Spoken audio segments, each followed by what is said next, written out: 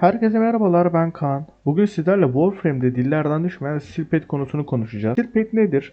Silpet, Warframe'in zorlayıcı oyun modu olarak tanımlanabilir. Bu modda düşman seviyeleri artı 100 artar, düşmanların sağlık ve kalkanları ise %250 arttırılmıştır. Yani karşınıza çıkan düşmanlar hem dayanıklı hem de çok tehlikelidir.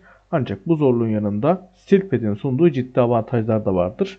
Bunlara birazdan değineceğiz. Steelpad nasıl açılır? Steelpad'i açabilmek için öncelikle yıldız haritasını tamamen tamamlamanız gerekiyor. Bunun için öncelikle bir navigasyona geçeceğiz. Bir gezegeni tamamen bitirdiğinizde gezegenin adının yanında bir ustalık işareti tamamlandı simgesi görünür. Eğer tüm görevleri yaptığınız halde bu simge görünmüyorsa endişelenmeyin. Özellikle Venüs gezegeninde bu simge bazen görünmeyebiliyor. Bu bilinen bir durumdur.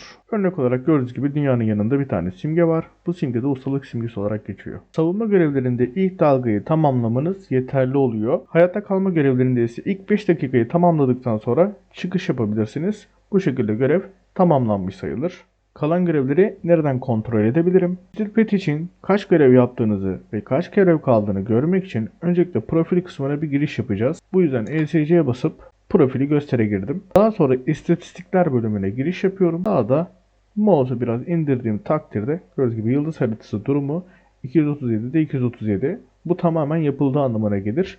Sizlerde belki 100 237 olur. 50 237 olabilir. Buradan kontrol sağlayabilirsiniz. Burada dikkat etmeniz gereken bir husus ise Angels of the Zariman görevini tamamlamanız. Eğer Angel of the Zariman görevini tamamlamadıysanız Steelpad'i maalesef açamazsınız. Bunun sebebi oldukça basit. Bu görev navigasyon ekranında Zariman bölgesini açar ve buradaki görevlerin de tamamlanması gerekir. Tüm gezegenleri bitirdim ama Steelpad'i açamadım. Tüm gezegenleri tamamladıktan sonra Tension sizi davet ediyor.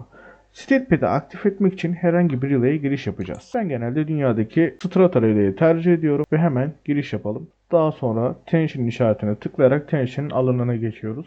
Tension'ın yanına geldikten sonra onunla konuşursanız Steelpad'i aktif etmiş olacaksınız. Steelpad sadece daha zor olduğu için oynanır mı? Kesinlikle hayır. Steelpad'in mantığı yüksek risk, yüksek kazançtır. Evet, düşmanlar daha güçlüdür ama bunun karşılığında %100 ekstra kaynak düşürme şansı ve %100 ekstra mod düşme ile endo düşme şansı verir. Bu da demek oluyor ki daha hızlı mod kasabilir, daha hızlı endo kasabilir ve daha hızlı materyaller toplayabilirsiniz. Sadece drop bonusları mı var? Tabii ki de hayır. Şu anda aktif olan Prita'nın kanı etkinliğinde Steelpad'de sizi avlayan suikastçılardan ve Steelpad istalarından Steel Essence kazanabilirsiniz.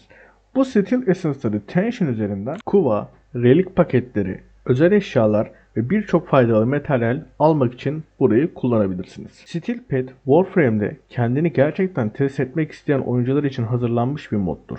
Doğru build'lerle hem zorlayıcı hem de inanılmaz derecede kazançlıdır. Steelpad hakkında merak ettiğiniz tüm soruları yorumlar kısmına bırakabilirsiniz.